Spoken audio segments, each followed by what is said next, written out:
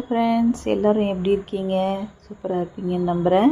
இன்றைக்கி நாம் செய்ய போகிற ரெசிபி கருப்பு உளுந்தும் கருப்பு எள்ளும் வச்சு ஒரு ஸ்வீட் ரெசிபி ஒன்று செய்ய போகிறோம். அதை எப்படி செய்யறதுன்னு பார்க்கலாம் வாங்க.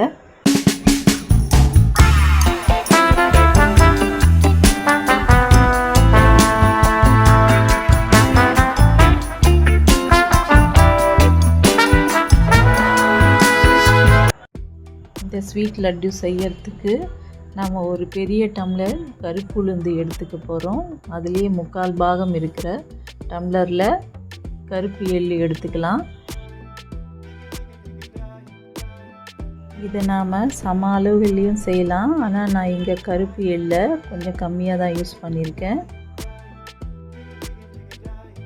கருப்பு உளுந்தை சும்மா லைட்டாக அலசி எடுத்து ஒரு வெள்ளை துணியில் இந்த மாதிரி காய வச்சுக்கோங்க. ஃபேன் காற்றுல காஞ்சாலே போதும், வெயிலில் வைக்கணுன்ற அவசியம் இல்லை. கருப்பு எள்ளையும் இந்த மாதிரி நல்லா கழுவிக்கோங்க. இதில் மாத்திரம் கொஞ்சம் மண்ணெல்லாம் இருக்க சான்ஸ் இருக்குது. கொஞ்சம் மண்ணெல்லாம் போகிற அளவுக்கு கொஞ்சம் ஃபில்டர் பண்ண மாதிரி எடுத்துக்கோங்க. எள்ளை காய வைக்க போகிறதில்ல, அப்படியே செய்ய போகிறோம். ஒரு கடாயில் ட்ரையாக தண்ணி வற்றுற அளவுக்கு, எள்ளு கொஞ்சம் வெடிக்கிற அளவுக்கு சிம்மிலேயே வச்சு தண்ணியெல்லாம் கொஞ்சம் ட்ரை ஆகணும்.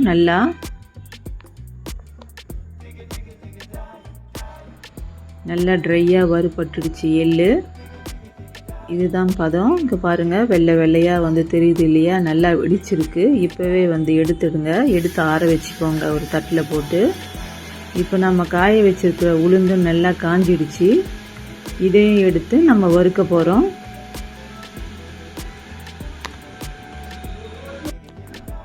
ஒரு 10-15 நிமிஷத்துக்கு அடுப்பு சிம்மிலேயே வச்சு வறுத்துக்கோங்க. அப்போ தான் நம்மளுக்கு நல்லா முழுசாக வறுபடும். வறுத்ததுக்கப்புறம் ஆற வச்சுடுங்க. ஒரு மிக்ஸி ஜாரில் கருப்பு உளுந்தையும் கருப்பு எள்ளையும் ஒரு 4-5 ஏலக்காவும் கூடயே போட்டு நல்லா இந்த மாதிரி வந்து ஃபைனாக வந்து இந்த பதத்துக்கு பொடியாக்கிக்கோங்க.